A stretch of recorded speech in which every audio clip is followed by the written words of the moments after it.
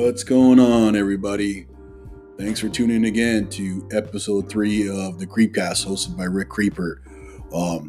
This is going to be a solo podcast. This is going to be me speaking for about an hour.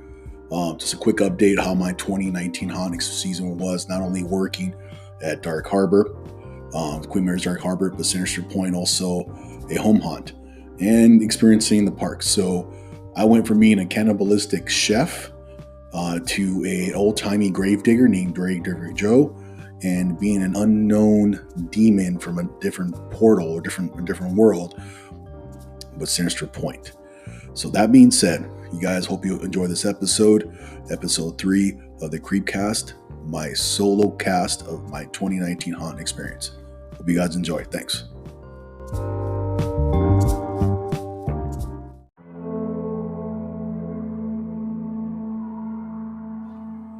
What's going on, everybody? Welcome back. I know it's been a while, but thank you for tuning in to episode 3 of the Creepcast, hosted by me, Rick Creeper 11. So thanks, guys. I know it's been a minute.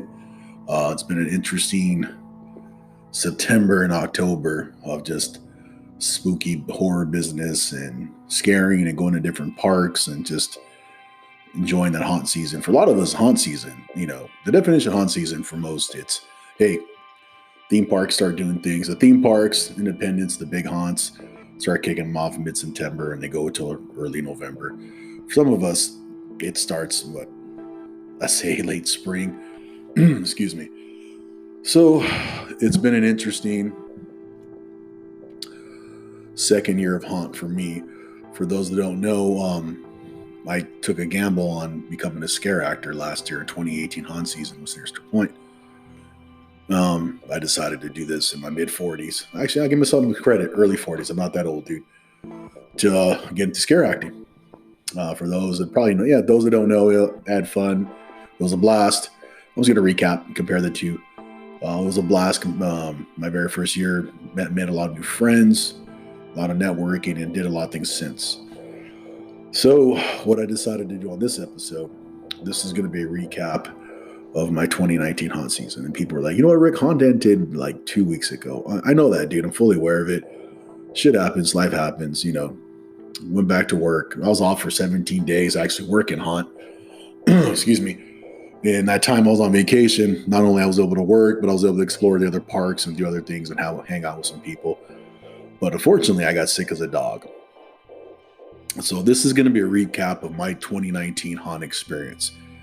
From working at Dark Harbor, from going back to Sinister Point and working with them, also working in a home haunt, the 1870 Haunt Manor, and checking out the other haunts as well. So let's recap. I'm just kind of flow with this, just kind of freestyle. I'm not really going to edit this. I'm just off the top of my head. I'm not going to read a script. I mean, there's some highlights I have in my head, things that happen, but this is going to be Rick. This is Rick. No Rick Creeper, this persona of this dude that everyone keeps referring me to on Instagram of this podcast. This is just Rick talking right now. So 2019 was very interesting. I've been busy as hell going back to Midsummer Scream, doing different stuff for different people, and I'm more than grateful, more than thankful. It just, I never imagined compared to what I did last year. Excuse me. Compared to what I had to do this year. Not had to, but I chose to. Day and night. Going from a guy that had little to no experience to knowing nobody at all to being just a person filling in a spot to getting acknowledgement, to getting a lot of praise and recognition, which is cool. And I'm more than grateful. I'm just really surprised how small this community actually is. And when I mean by community, it's the haunt community. The haunters, the builders, the designers, the makeup artists, everyone. Guys, there's people that you don't realize there's people that are actually building mazes and they're scaring out at the same time, or there's people doing media coverage. I've always been a fan from a distance. I've never got myself so involved like I've had in the last year. And what's a trip, I've always wanted to do this when I was younger.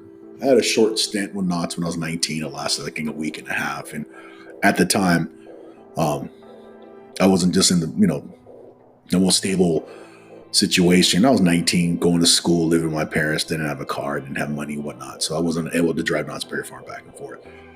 I think hence why I decided to take this plunge when I was 42. I'm 43 now to do this because it's stability in my life. I have a decent paying job with benefits and whatnot, and vacation time that allows me to do what I want to do. Hence why I was offered vacation for 17 days to go work Dark Harbor and do other stuff in Sister Point as well. So, where do we start? Definitely a different experience this year. And I'm going to be honest, good and bad. And again, this is a reflection of my experience, what I seen, and what I saw, what I heard, and also how I felt. No bad impressions, nothing against anybody I worked with or talked to or whatnot. This is my experience. This is my perspective. So again, I'm not one to bash people. It's just, I am one to surround myself around people that I want to be around. So nothing negative here. It's just my perspective. So 2019, obviously, I worked at Queen Mary this year. Sorry, it's got a funny text. Didn't know what to expect. I admit it, I was nervous. Like I said, 1 year of experience working with Sister Point, which was fucking amazing. And I did so much with them, for them, or alongside with them since. Spirit Lounge, which was in Brea, helping with the Ready or Not experience and Midsummer Scream this year. And also working the Scary Closet walkthrough maze at Son of Monster Blues, amongst other things as well. I did get experience a little bit, not a lot. Actually helping paint and build a few pieces, small components of some mazes. I never really talked about it, just closely with some friends, but I was asked to help out with Sister Point to help provide manual labor, even just unexperienced framing and just carrying shit and actually piecing together stuff, which is wood screws and a cordless drill. Some of their maze for the Mist experience. So this, or what Sister Point did, was an event called the Mist, and it was an open range haunt that was a scavenger hunt. I thought the concept was amazing. I loved it. It had mixed reviews, but you know what? They're like, yeah, Rick, you're just being, you're showing favoritism through Sister Point. Maybe I am, but honestly, it was a very unique experience that no one else has ever done. I give everyone from that side of, they're my family. Everyone from Sister Point credit, Jeff and all the other, Paul, everyone who came up with this concept and built it. It was amazing. At the same time, a lot of people don't know, they actually built. They built the Midnight Mortuary maze that was at the Hayride. So that was, give credit to where credit's due. So that was cool. I got to experience that this year. So I would literally work all day in September. And I think just the Spirit Lounge just ended. I had a week off. I think Spirit Lounge ran from, I don't know, was it like August 8th to September 1st? And literally the following week, I was driving down to Westminster, excuse me. I'm sorry, guys. The weather changes. I got my sinuses all jacked up. I was literally driving from Irvine to Westminster, working. Yeah, I mean, it was like 2, maybe 3 nights a week, if that, for like maybe 2-3 weeks, just helping them build stuff and paint and whatnot. And at the same time, just getting ready. Then I went and doing orientation at Dark Harbor. So I was very active. I was all over the map this haunt season. I was bouncing back and forth between work and Westminster, and then going to Long Beach here and there. And at the same time, I'm sitting there at work in my downtime, or just either jotting things down or just taking mental notes, and when I'm at the gym or work at home, of things I want to do, other creative projects. And there's a reason why I bring that up, because one of these crazy brainstorm ideas that I came up with is actually it's actually manifesting this week. And how could I say this? I never imagined this idea that I came up with sitting in this movie theater here in downtown Santa Ana, coming up with an event and just getting the right people around, and just creative minds, like minds, and just, hey, I got this idea. What do you think? How much is it going to cost? What's it going to take? I'm not doing this for profit. I'm doing this for creative reasons. And I think it'd be fucking cool because no one else is really doing nothing like this. Pitched it to a couple people. They agreed. Brought some people on that not only I could feel could help me do this, but also people that I know, love, and trust. That being said, just this idea that went from paper to like kind of a loosely based meeting with people at the Frida Cinema. And I'm going to say it, the hell with it. It's going to start getting promoted this week, which is today's the 17th of November, and they're going to start promoting this event in a couple of days. So maybe the podcast will be out before then. So, no, I'm not giving out too much. Just this crazy idea of this event or experience I came up with is actually manifesting, and I can't believe that. And I just got this creative bug ever since last year, and it went from completely not to know what to do with my time ever since 2018 haunt season ended, and here comes January, and I'm depressed. There's nothing to do. I'm reaching out to different people. I'm like, hey, what do you guys do in the off season? They're like, well, we do Ren Fair. They do Renaissance Fair in Irwindale and Corona Ren Fair, which I got the experience, and that was totally cool. Through my friend Joel, love you to death. It just still wasn't enough. Then I met this bobblehead mother effer, Scaredy Cat Vasquez, this YouTuber who covers all the haunt events and these extremes and these immersives and whatnot. We did a video, we did more videos, we did podcasts, we did these janky little commercials for the internet and whatnot. We did different things and photos and whatnot. And I just noticed, I'm like, hey, there's enough to do in between haunt season. There's a lot of there's photography, there's videography, there's this creative concepts I can write on paper, and they might not manifest right away, but who knows? Maybe later on down the road, this would actually become something. Hell, I admit it. I think one day I might want to do my own haunt. Maybe I'll, nothing on the big end, something on the small end, something, I don't know, something in the 1,000-foot square warehouse, 1,000-foot square warehouse, and it's out of my pocket, and I have to surround myself around the right people. Just an idea. So anyways, what I lacked last year when I wasn't able to do, I was able to make up, what I lacked at the beginning of this year, just being around the right people and connecting them and earning their trust and and earning their keep. When I'm earning my own keep, it's like, look, you guys could trust me. I could tell you whatever I want, and I have to prove it. And I put in the time and effort, and I earn those people trust and respect. This is why we're doing these potential projects outside the haunt industry. Anyways, so I'm rambling. So this year was different. I ended up at Dark Harbor, Queen Mary's Dark Harbor, and had no idea what to expect.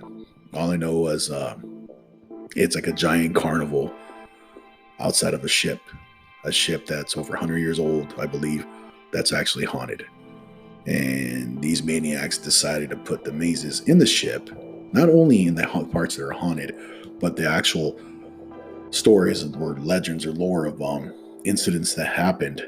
They created these characters that are loosely based, or they are based on people that died on the ship, like Scary Mary, Samuel the Savage, and then the Chef and Feast, Half Hatch Harry. So I got casted in a Feast. And for those that don't know what Feast is you're walking through the kitchen during the 1940 era of the Queen Mary, and they're all a bunch of cannibals. They're serving up people. And if I have the story correct, the chef was an actual person who was a tyrant who treated his staff like hell. And he apparently got pushed in the oven. He thought he died, and he didn't. He survived and eventually died of wounds later on. So he's the main character in Feast. Well, I got casted to play the second chef. Tim is the main chef. Yes, Tim, you're the chef. I know we said we are chef. No, you're the motherfucking chef. You're the one that you're the man. You set the standard, and I love you too, brother.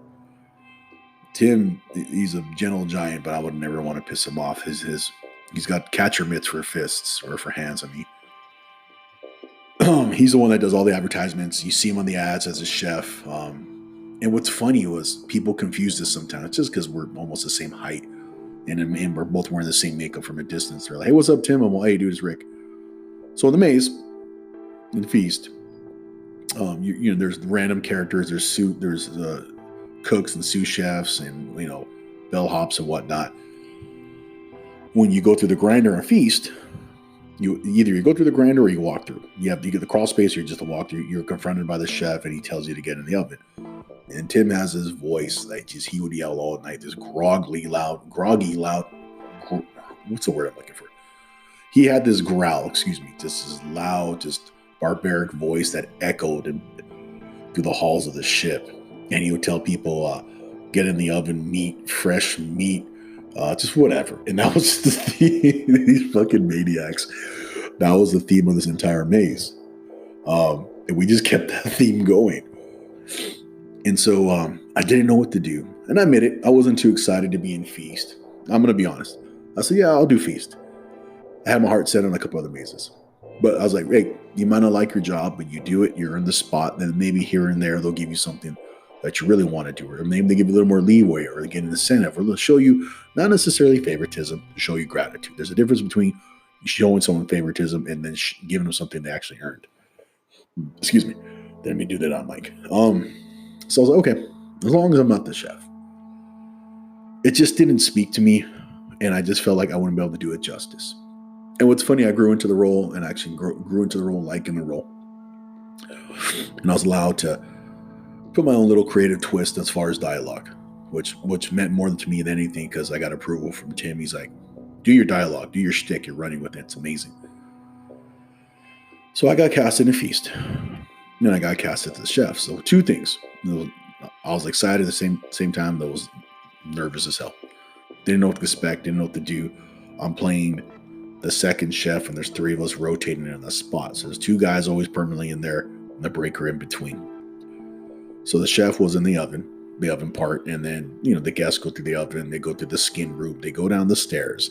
You get to a landing where the music's changed, the environment's changed, the ambiances change, and I jump out, and I got this boo box, that's what you want to call it. All it is like a doorway that either they frame in with like wood and panels, or they just put tarps.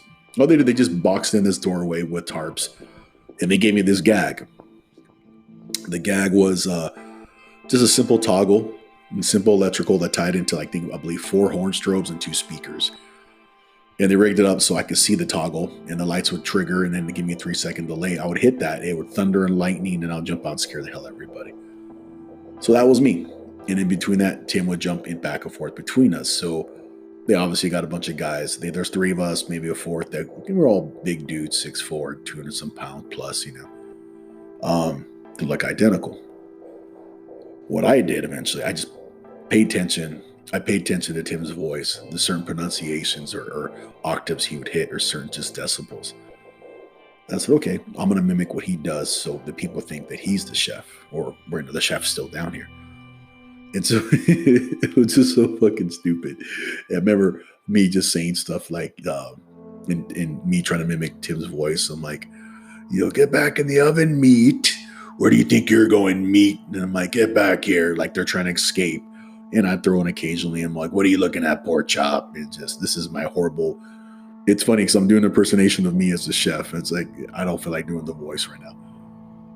And I just got a rhythm down. And then he'd come in and give me advice and everything. We were cracking up. Long story short, I had fun with it. But just something about it. And great cast. The guys from Cast, Nate, Quincy, I'm missing a bunch of JD, Isaac, Danny. Danny played Half-Hatch Harry, which we worked together over at Central Point last year. There's so many other fuckers I'm forgetting about. Brandon, who else?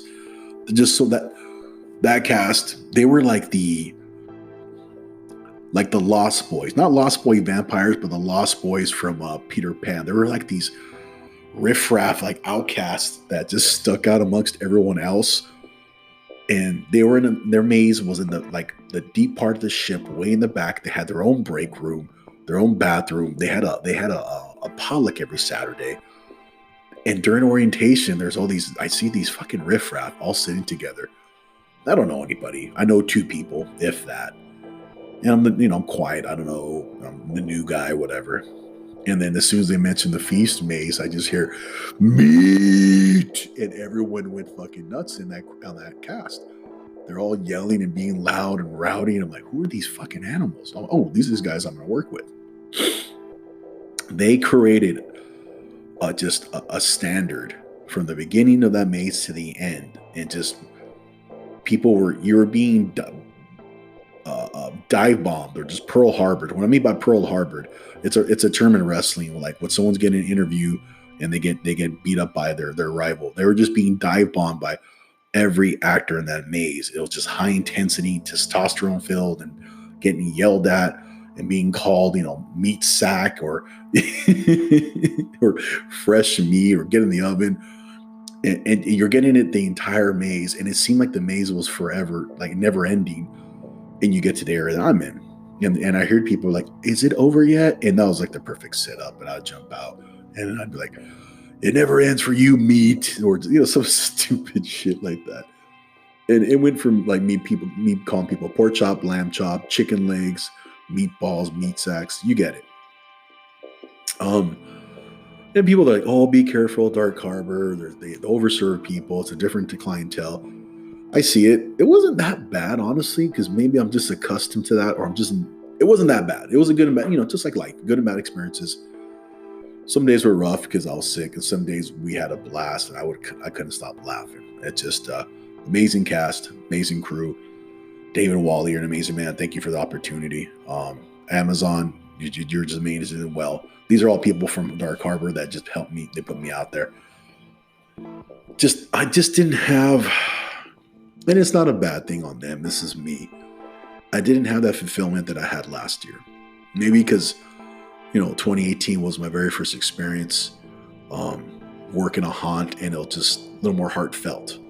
And so much me was dumped into this character. Now, the difference between the character I played last year and I played this year at Dark Harbor, last year I played the security guard in Evil on 2, who was demon possessed. I was allowed to really develop my dialogue, my interactions. I covered more areas. I covered up to 3 to 5 rooms at a time. I was able to incorporate my own things. I altered my uniform with permission. I was able to, incorporate like a throw-up gag, which was disgusting, and kind of like a backstory. With playing the chef, I can't necessarily go and buy contacts and wear fangs and have, a green frohawk. Some people at Dark Harbor have that, but hey, each his own. But I had a little creative fulfillment with my dialogue and props as well, with permission. I think just the difference between the two was I was playing a role that was very popular and was used in media, and people were expecting to see that, and I would have to stay within those boundaries. And on the opposite side of the spectrum, at Sinister Point, like I was given a generic character that grew in time, and a lot of me was invested in me. So the security guard was actually parts of me.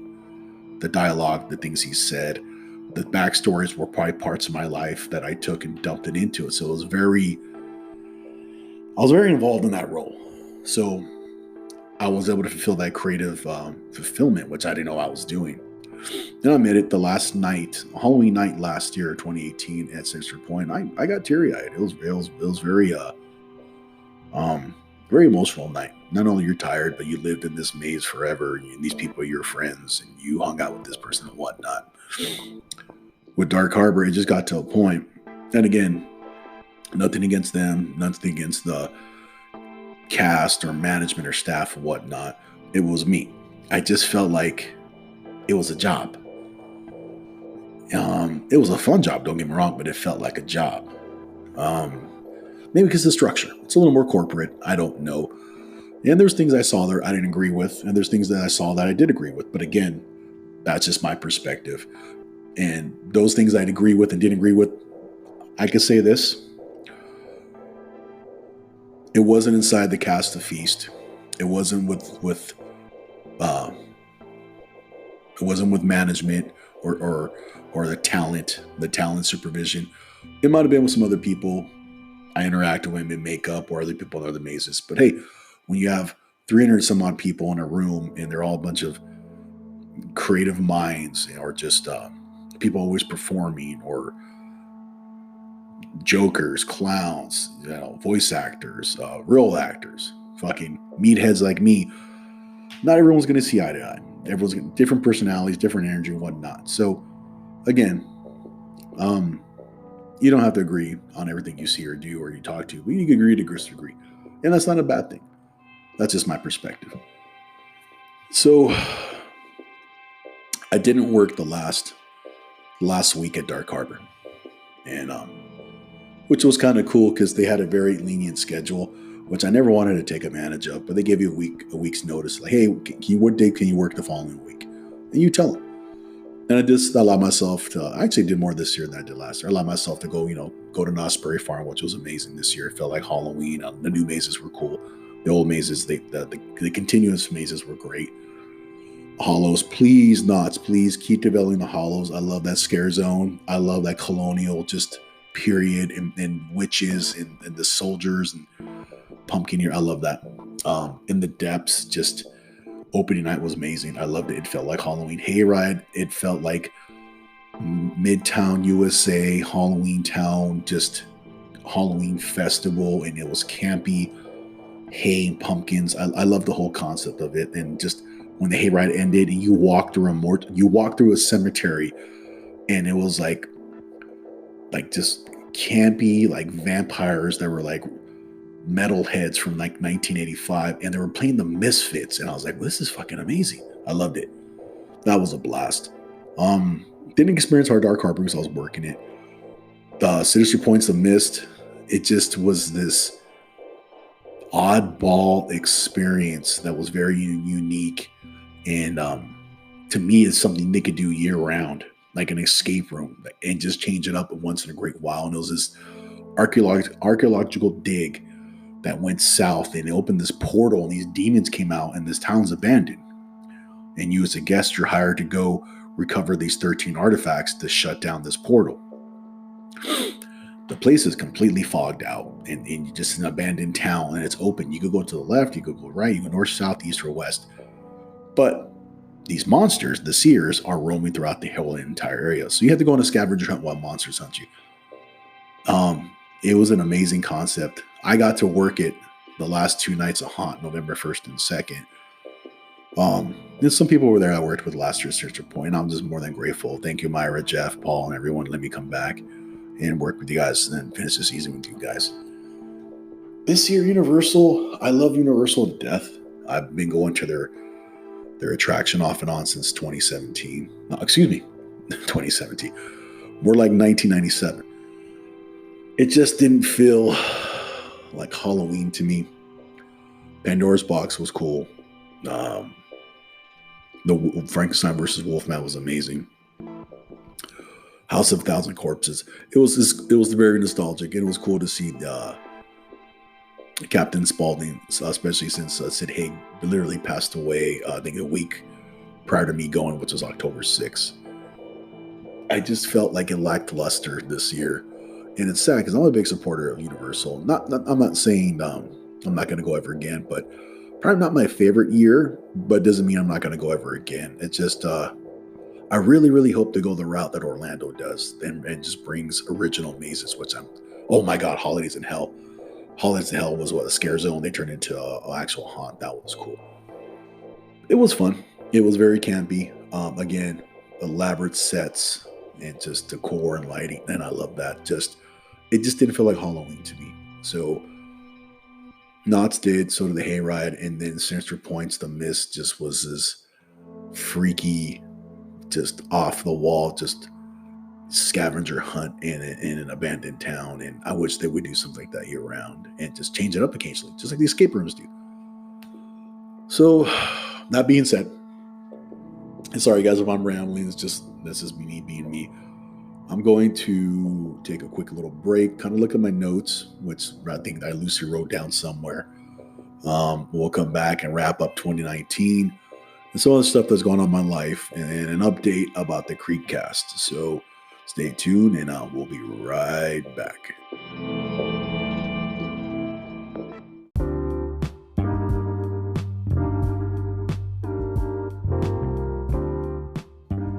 Hold on a second. Forgot to mention something. Your boy, Rick Creeper, whatever the hell you want to call me. Not only was I acknowledged for my performance in Dark Harbor and earned a top performer shirt, which is very honorable and commendable. My second weekend there, at Queen Mary's Dark Harbor in the Feast Maze, playing this chef. I also received Outstanding New Monster Award at the Wrap Party, which unfortunately I didn't get to attend, for the 2019 haunt season inside the Feast Maze. I just thought I'll let you guys know.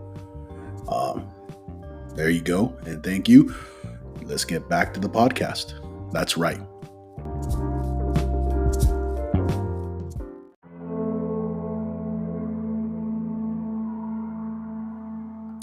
Okay, so I'm going to just jump back into this. One thing, I'm going to recap a little bit more on Queen Mary's Dark Harbor. The guys from Feast were just top-notch gentlemen and ladies that accepted me as family. And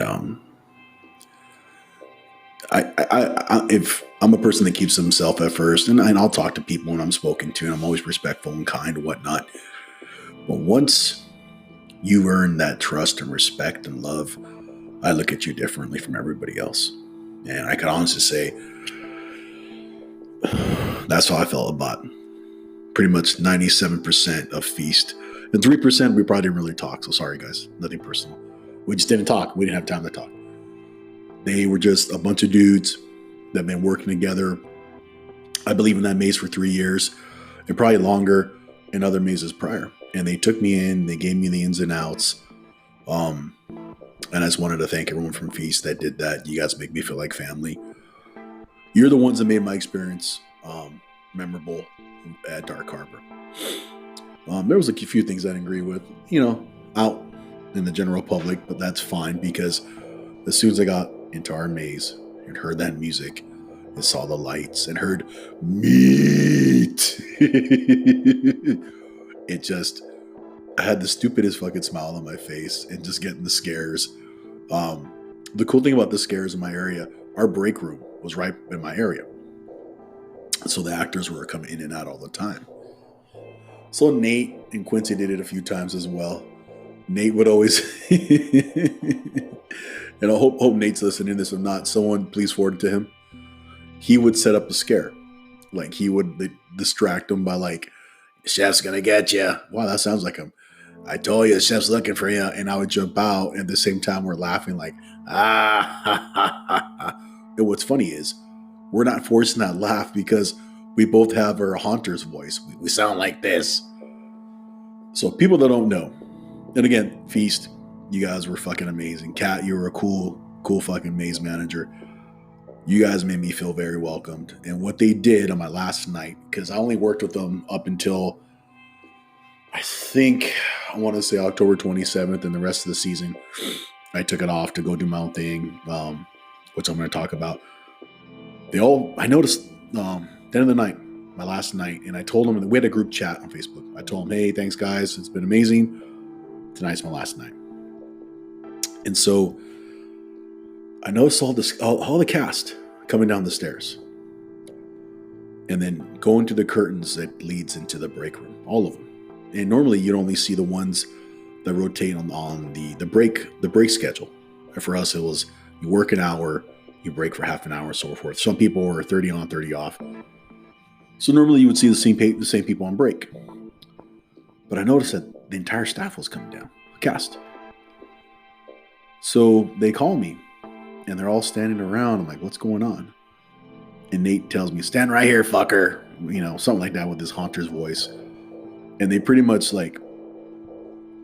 they paid homage to me, respect, and then they made me feel like family. A lot of them spoke individually. Nate did, Tim did, and there's a video floating around someone posted, and you see me covering my face because I was a little emotional about it, and it was sad. It was sad because this was my last night with them, and also it was very emotional, and it was very warming, and I was super grateful. And I still am, because they made me feel like part of that family.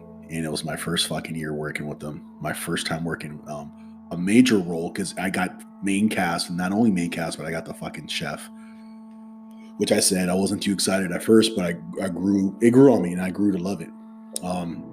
So for them to pay respect to me and show their love and love and just their acknowledgement of who I was, that just meant a lot to me. And I really hope I get to see these guys again. And I really hope I keep in contact with them in and outside of the community. Because again, it's a small community, everyone knows them. So that's how was my last night working feast. But I'm going to backtrack. I got sick as a dog. So what I got hit by was a haunt plague. For those who know what the haunt plague is, this is my impersonation of it. Picture the flu-like symptoms with a cold, maybe a cough. It could be a runny nose. It could be a sore throat with just exhaustion on top of that. I literally got hit by it. That damn boat's got some bad juju. I don't know. I got hit by it, I think, by my second or third week. And on top of that, I had my haunter's voice. I'm like, hey, how's it going? I sound like one of the sisters from The Simpsons, Monorail. And it hit me pretty hard. I don't know if it's just that recycled air on that old ship or the ocean breeze coming off the harbor. But not only me, a lot of cats got hit by it. So you get hit by this haunt plague, was just like the flu and cold on steroids. And then to top of that, you're tired because you're running around like a maniac. You're not sleeping enough. You're going to your day job, you're going to school, you're going home to your wife and kids, your girlfriend, boyfriend, whatever. You come home to your shitty little apartment here in downtown Santa Ana and go to bed. And I went on vacation too. I worked the first two weekends, 3 weekends, and then I went on vacation for 17 days. But I really didn't get to enjoy my vacation that much. Like when I went to Universal with some friends, I had no voice. My voice was blown out. I mean, it wasn't blown out, but I had a hard time talking. Excuse me. And it carried, I think wasn't 100% until maybe the last week of October.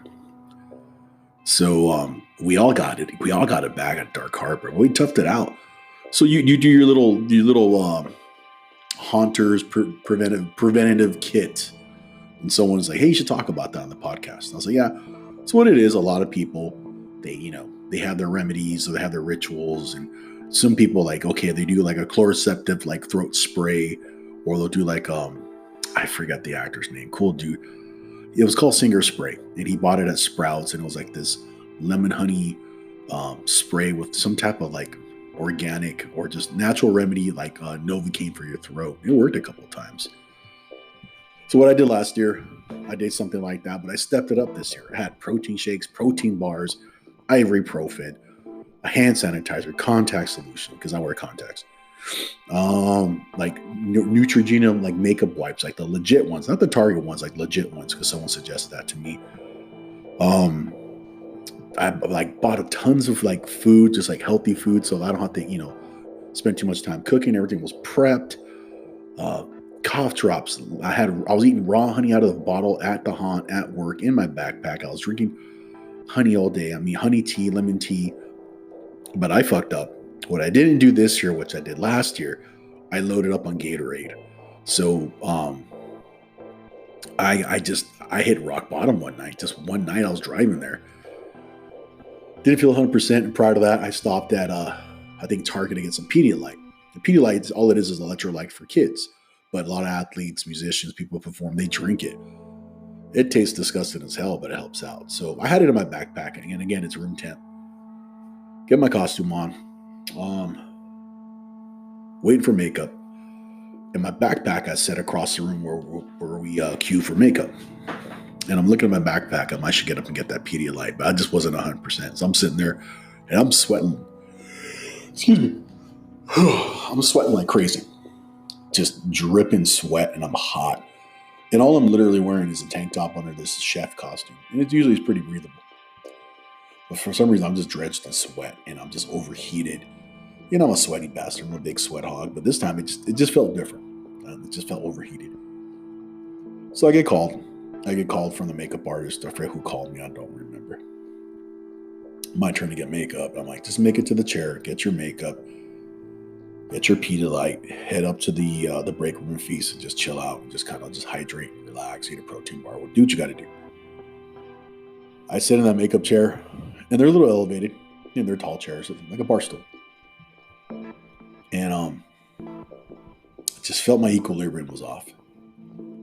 And the second that artist hits me with the airbrush, I feel like I'm going to pass out. So when my eyes close, I grab on his arm. I'm like, hey, I'm not feeling so hot. Long story short, I need a breather. Walk to my backpack, and I start downing that Pedialyte, and it's room temp, and it's salty, and it tastes like saline solution, which is disgusting. I see Amazon, and she's part of the talent supervision. I think cast supervision, I believe. And she, what I heard, she was an actress for 16 years. Amazing woman. Biggest heart in the world. Wears her heart in a sleeve, but then I think she'd rip your head off too, if she could. I love you to death. You just were top notch the entire time, and you look for out. You look, not only you did your job, but you look out for me as a person. And I love you to death and respect you for that. Thank you. She's the first person I saw. And she must have saw it on my face. I just wasn't 100%. I said, hey, I just need someone to hold on to while I walk to the bathroom. And she's a tiny woman, but she's built like a bulldog. Like, I mean, she'd probably pick me up and power slam me. And her exact words were, you gotta piss, you gotta shit. I said, probably all three. I'll probably both and throw up. She's like, okay. And what's funny, prior to that, I did throw up a little bit. And a person that I'm my friends with online, a well-known slider. I'm like, hey, we finally get to meet in person. I'm like, excuse me while I go throw up in this toilet while you're doing your makeup. And I messaged them on Instagram. Well, hey, sorry. He's like, no worries, you're good. And I won't mention his name, but he's a good dude. And he's a known slider that gets to work wherever he wants pretty much and lives out of the area. He lives out of state, actually. Perfect gentleman. Amazing voice, which I think you should get into scare acting. I'm sorry, not scare acting, dumbass. Voice acting. We discussed that prior. So anyways, so Amazon walks me to the bathroom. I end up puking my guts out. And she went to go do something. So I sat down in this chair and I'm guzzling this Pedialyte. I stopped sweating to a point like start shivering. I started getting the chills. Multiple people came up to me, you okay, Rick? Or they're like, hey, you okay, chef? Because again, I'm the chef. And I'm like, I'm good. Apparently I was pale as white as a ghost and I had no makeup on. So that being said, they decided to send me home. And I was a little bummed out because it was an important night, not only for Queen Mary, but it was an important night for Mr. David Wally, and I didn't want to let him down. The hot plate kicked my ass. So I downed that Pedialyte. I think I barely made it out of the parking lot where we parked for Dark Harbor. You know you're dehydrated because as soon as you drink fluids, it passes through and you have to piss right away. I pulled over and pissed on the side of the freeway. And it was a mean old 8-ball piss, like I was like this racehorse. Went home, I think I ate, drank a bunch of water, and I think I had a second Pedialyte here in my apartment. The next day, I must have slept for like 10 or 11 hours, and I just needed that. So a combination of dehydration, part of it was probably my fault not having Gatorade like I did last year, hot plague, and just lack of sleep. And it kicked my ass. It literally kicked my ass, and I think I wasn't scheduled to work that Sunday, but I just said, hey, I'll see you guys next week. And I came back strong, and everyone generally showed concern. So your question is the haunt plague, Arturo. Arturo wanted me to define that, and also the Haunters like care kit. So what I did was cough drops, for your throat because you're barking at people all day. Emergency, the like immune boost, like powdered energy drink. A daytime and nighttime type of like multi-symptom cold medicine. So I would take whatever I had to take during the day, and in order to sleep, I needed to take it at night. Raw honey, which I actually had 3 bottles, about a 3-pack from Costco, which I had one on my desk at work, which I was eating raw, the honey raw straight out of the bottle. It was a squeezable bottle. Put it in my lemon tea. I had one here at home, and I had one here in my backpack, my little Haunter bag. People have their haunt boxes. I was like, I just need a backpack, dude. I'm not that important. And in between breaks, I was eating raw honey, which helped my voice out a lot. My voice wasn't that bad. Maybe I'm learning more how to scream from my diaphragm and yell than just use my throat. But also, I think I treated my throat more than I was treating my hydration, my dehydration. Yeah, that's bad. I was focused more on like, taking care of my throat than actually making sure I was fully hydrated. What's it have? Hand sanitizer, cough medicine, mints, because you don't want to be some stank ass monster yelling at people. Plus menthol or peppermint oil opens up your passages, so if you're congested, it helps you breathe better. Deodorant, which is a huge thing, because some of you stink out there in the hunt industry, and I don't want to offend anybody, so I was like literally toothpaste, toothbrush, mouthwash, deodorant, and a light body spray, not like a Bro Axe body spray, just something light like a deodorant spray. What else? Water bottle. I was trying to drink like a gallon, a minimum a gallon of water a day, like in a 24-hour period. Particularly in the days out like Thursday, Fridays, I'd work all day and have to go to work. So my schedule was Thursday, Fridays, work all day, 7 to 4. Leave work at 4, sit in traffic for an hour to get to Dark Harbor, get there about, I don't know, a little before 5, get on the shuttles, drive up to the New Queen Mary, get costume on, check in, makeup. Sometimes makeup took 30 minutes, sometimes it took 2 hours, so it all depends. But that was Dark Harbor. And the haunt plague kicked my ass, and it kind of bled into my vacation time. So, and that's the haunt plague definition. And there's my haunter's care kit with Arturo, co-worker, on me to talk about. So what I did was, I worked the 27th, and then I took the rest of the season off to go work the 1870 Haunt Manor. And what that was a home haunt. And I'll put the links in the description. Everything I'm talking about, I'm going to put in the description of the podcast, so you guys go check it out on Instagram and whatnot, on Facebook. Most likely on Instagram. It was a home haunt that was first year home haunt that was just built by my younger cousin Michael. He's 15 years old, I believe, and he went to his first ever Midsummer Scream this year. He got the haunt bug, and he's like, I'm gonna build a home haunt. I'm thinking he's gonna put up some tarps and have some shitty props from like, a Halloween club. But no, this kid framed out partition walls. And he had an air gag. He had a pop open window, pallets. He created like a little mini maze with a yard display with jump scares and lights and a soundtrack. He went a little overboard. Not overboard, but he could approach things a little different. We'll talk about this in person, Mijo. Just things they need to do different for next year if you're allowed to. And I was really impressed that this kid, 15 years old, no experience, just went on YouTube and was able to build this maze all on his own. With donations here and there and finance on his own, but build a maze, which I worked as Grave Digger Joe. So he built a maze and did a yard display of the cemetery of a grave digger. An old timey grave digger was supposed to be like 30s or 40s, and then the concept of the haunt was a rich man married a young woman who had kids, and mysteriously or unexplained, he killed his newly found bride and the children in the house, and he disappeared. And the backstory extends, he was possessed by demons because of some reason or that. And it was a cool concept. And he had music from the Midnight Syndicate, and he created the characters himself and the costumes he bought here and there. But he engineered, designed, and built his own haunt. And I was really proud of him. And I worked for him. Technically I was working for him on the 30th and the 31st. And he had like a media night. He ended up on the SoCal Haunt list. I was like, what? And it was fun. It was really, really fun just being around the family. And my aunts and uncles, my cousins, my mom was there.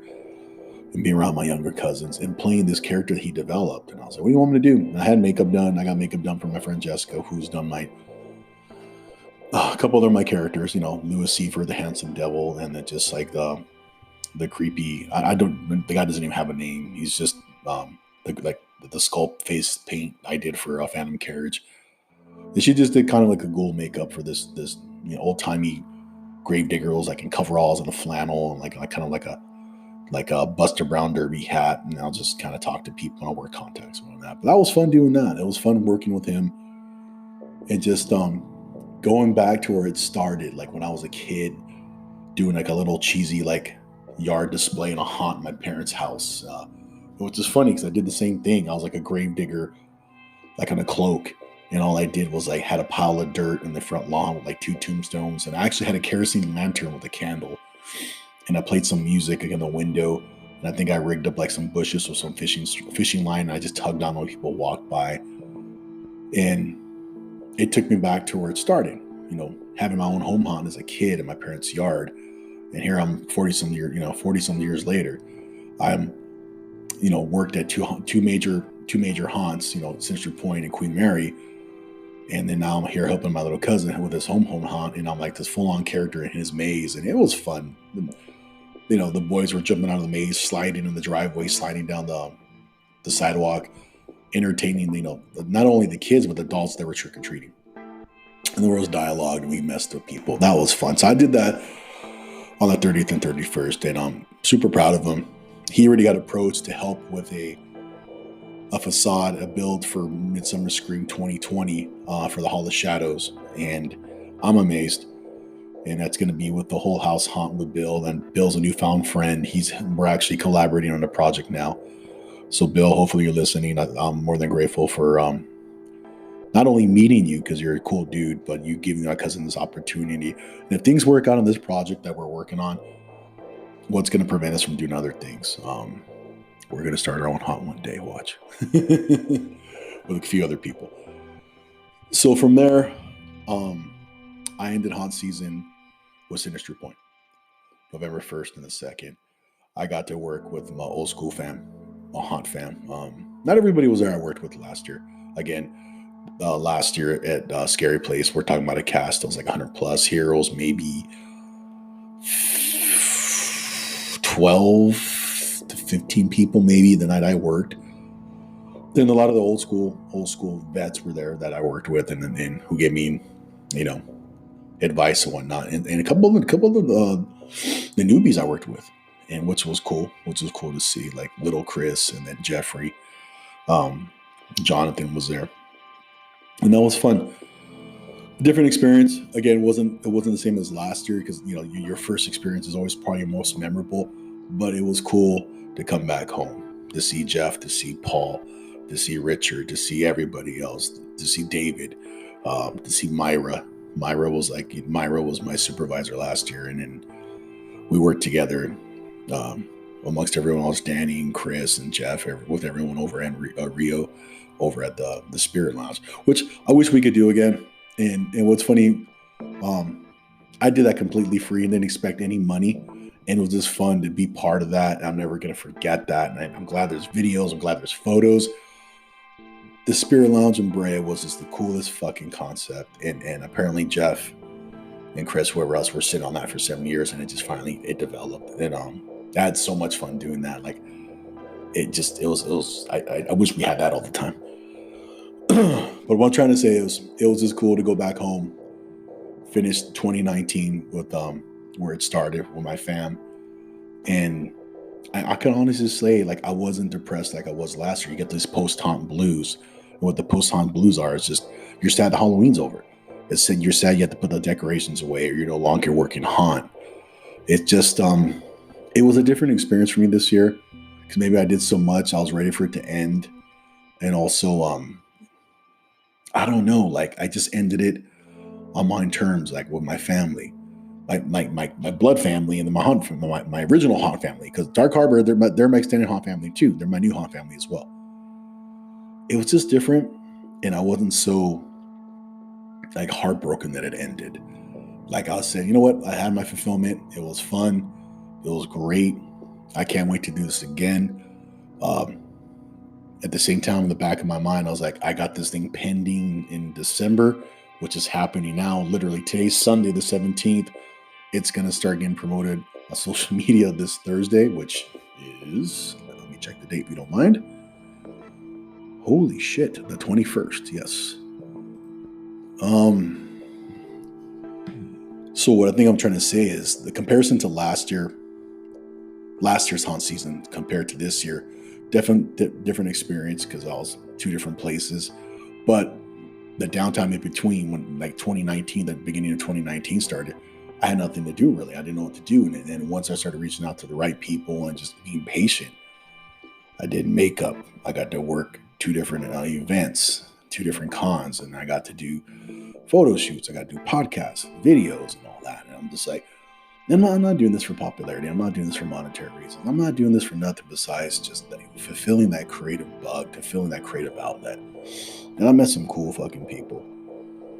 And I'm more than grateful. People like Michael Santana from 2S Horror Cards podcast and Manhattan Movies. And people like, Bobblehead, Scaredy Cat Vasquez, and everyone else out there. It's too many to name, and I'm running out of time for this podcast. I don't want this to be too crazy of a podcast.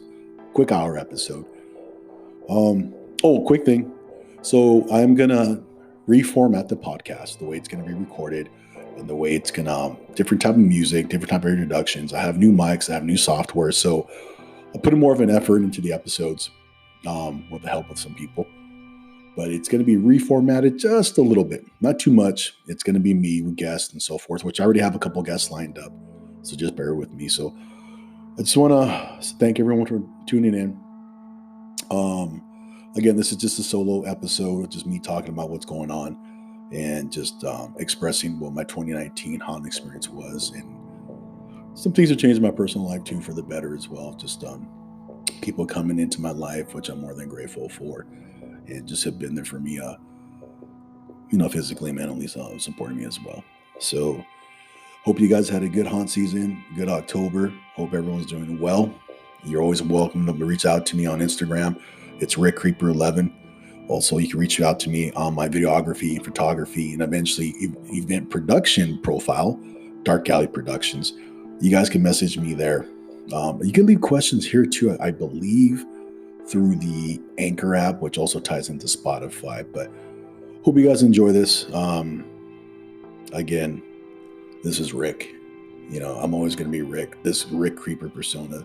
It's just a stupid name I came up with for Instagram, but apparently I'm the host of this podcast. So hope everyone's doing well. Thanks for tuning in.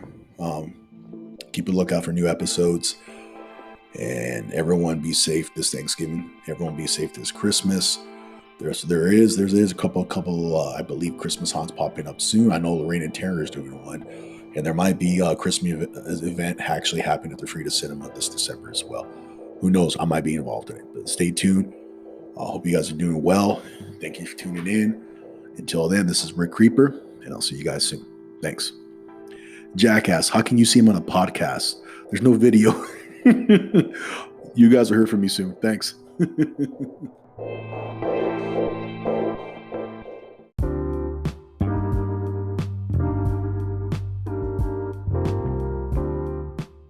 Alrighty, everyone, that's it. Episode 3. This is a wrap. Thank you for tuning in, listening to me speak about my 2019 haunt season experience. Thank you also for tuning in for episode 3. Little honorable mentions. Thank you to Queen Mary's Dark Harbor, Los Angeles Haunted Hayride, and Sinister Point Productions. Also, the 1870 Haunt Manor. I put all the links to their Instagram accounts and their YouTube channels in the description of this podcast. Also, I put a link to Queen Mary's Dark Harbor trailer, 2019 trailer, which I actually make an appearance in. Super honorable, and I'm proud that I came in it, being a first-year cast member. Check it out. Hope you guys are having a good one, and I'll talk to you soon. Take care. Bye-bye.